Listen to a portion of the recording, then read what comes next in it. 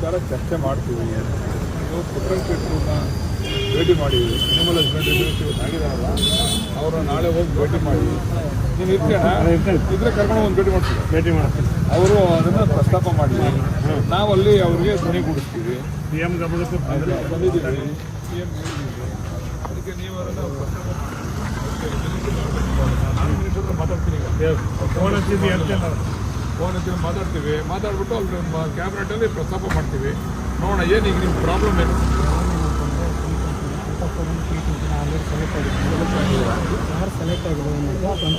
ಗೋಲ್ಮಾಲ್ ಏನಾಗಿದೆ? ನೀವು ಯಾಕೆ ನಿಂತಿದೆ? ಮತ್ತು ತಡೆ ಯಾರು ಅಲಿಗೇಷನ್ ಮಾಡೋದು?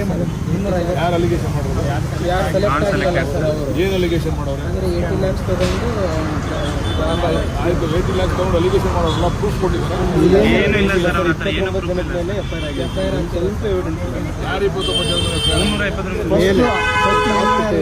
ಟಾಪ್ 29 ಮೆಂಬರ್ಸ್ ಮೇಲೆ ಏನು ಎವಿಡೆನ್ಸ್ ಇಲ್ಲದಂಗೆ FIR ಹಾಕಿದ್ದಾರೆ.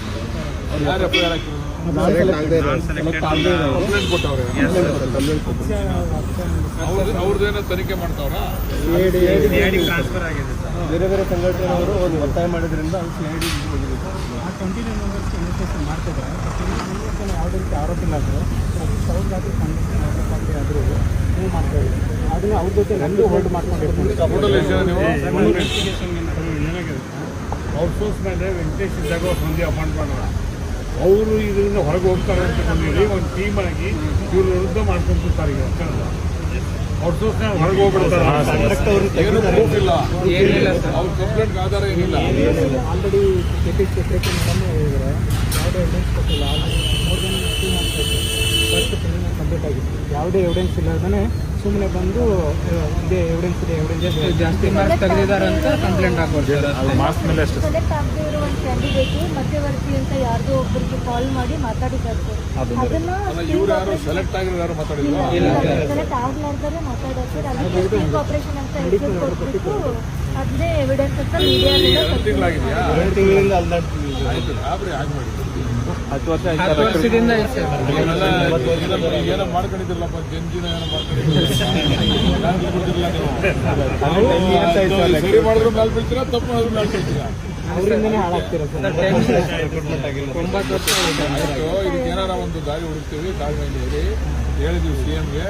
ಈಗ ಮಿನಿಸ್ಟರ್ ಕಡೆಯಿಂದ ರೈಸ್ ಮಾಡ್ಸೋಣ ಅದನ್ನ. ಮಿನಿಸ್ಟರ್ ಅವರು ಅಪ್ರಾಪ್ರಿಯೇಟ್ ವ್ಯಕ್ತಿ ಅವರೇನೆ. ನಾನು ಈಗ ಮಿನಿಸ್ಟರ್ ಹತ್ರ ಮಾತಾಡ್ತೀನಿ. ನೀವು ತಗೊಂಡು ಮಿನಿಸ್ಟರ್ ಮನೆಗೆ ಹೋಗಿ ಮಿನಿಸ್ಟರ್ ಒಂದು ಡಿಸ್ಕಷನ್ ಮಾಡಿ ಅಲ್ಲಿ ಕ್ಯಾಬಿನೆಟ್ ಇದೆ, ಕ್ಯಾಬಿನೆಟ್ ಒಂದು ಚರ್ಚೆ ಮಾಡ್ತೀವಿ. ಅದಕ್ಕೇನೋ ಒಂದು ದಾರಿ ಹುಡುಕೋಣ. ಹೇಳಿದ್ದೀವಿ ಕಂಡೀಷನಲ್ ಆರ್ಡರ್ ಕರೆದು ಕೊಡಿ. ನಿಮ್ಮ ಹತ್ರ ಅಫಿಡವಿಟ್ ತಗೊಂಡು ಯಾರಾದರೂ ಕೂಡ ಇನ್ವಾಲ್ವ್ ಆಗಿದೆ ನೀವು ನಮ್ಮನ್ನ ವಜಾ ಮಾಡೋದಕ್ಕೆ ತಗೊಂಡು ಮಾಡಿ ಅಂತ ಹೇಳಿದ್ದೀವಿ. ಮಾತಾಡ್ತೀವಿ. ಓಕೆ, ನಾಳೆ ಬೆಳಿಗ್ಗೆ ಹೋಗಿ ಮಿನಿಸ್ಟರ್ ಒಂದು ರಿಕ್ವೆಷನ್ ಕೊಡಿ. ಬನ್ನಿ, ನಾವು ಮಿನಿಸ್ಟರ್ ಹತ್ರ ಮಾತಾಡ್ಬಿಟ್ಟು ನಾನು ಕ್ಯಾಬಿನೆಟ್ ಮಾತಾಡ್ತೀನಿ.